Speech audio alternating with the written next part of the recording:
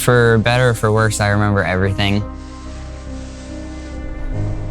All the girls screaming next to me, and then my leg just started to kill, and I looked down, and then I was, oh my God. If he hadn't had the attention he had within 5 minutes, it could have been a whole different story. All the stars were aligned, and Jonathan, this happened in the right place with the right people. He was very lucky to survive.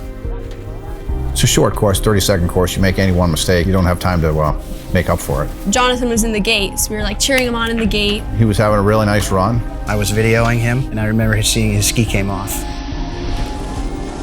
Didn't look like anything serious. So I immediately turned the video up and panned up the hill. As I panned back down the hill, it became very obvious that something was really, really wrong. Tim, you might want to come down here. Jonathan comes down the hill, loses a ski. Ski goes up on edge, and he rides the rail right down.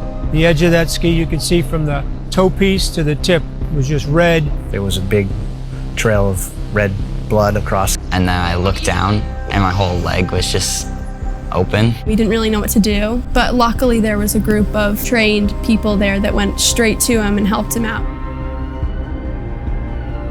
I mean, instinct just said stop the bleeding, but the amount of blood that was coming out was extremely fast. So I think we all were thinking the same thing at the time. It's going to take a tourniquet to slow that bleeding down.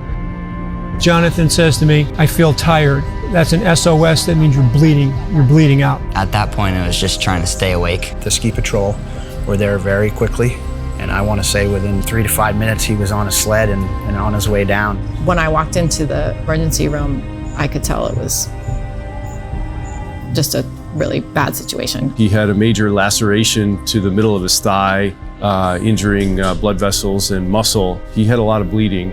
If this same injury happened, 90% of the time, you probably wouldn't have survived it. The fast reactive response likely gave Jonathan's odds, in his favor. They all had just had tourniquet training. Stop the Bleed training definitely saved my life. The Stop the Bleed training course is essentially 1 hour to teach people what is life-threatening injuries and what can be done, and people can actually do what they have just been taught to do.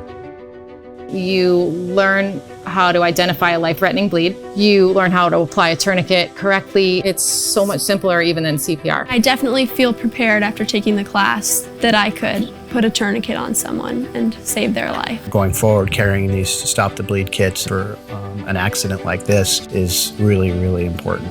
The techniques that are taught in this are being utilized by lay people to save lives. I feel like I'm taking a tragic situation and making something positive about it. If I can save another child or another parent from going through what Jack and I went through, that'll mean the world to me.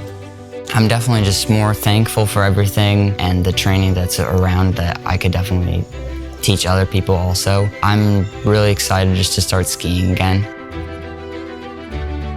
My name is Jonathan Davis. Please consider taking a Stop the Bleed class.